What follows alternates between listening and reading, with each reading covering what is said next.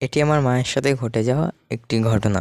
তারা অনেক বছর আগে একটি নির্জন জায়গায় বাড়ি নির্মাণ করেছিলেন, আর সেখানে অন্য কোনো বাড়িঘর ছিল না। এরকমই একদিন সে একা বাড়িতে ঘুমিয়েছিলেন। হঠাৎ তিনি বাইরে থেকে শব্দ শুনতে পান, কিছু একটা তাদের সব সবজি এবং গাছপালা ভেঙে ফেলছে এবং সে খাচ্ছে। এরপর তিনি জানালা দিয়ে তাকিয়ে দেখেন কিছু কালো মহিষ তাদের সব সবজি এবং কলা গাছগুলো ভেঙে ছিঁড়ে ছিঁড়ে খাচ্ছিল।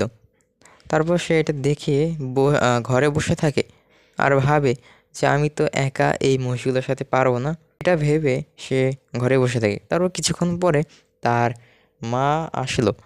এসে আমার মা দেখতে পেল যে তার মা সবজির ব্যাপারে কিছুই বলছে না। তারপর আমার মা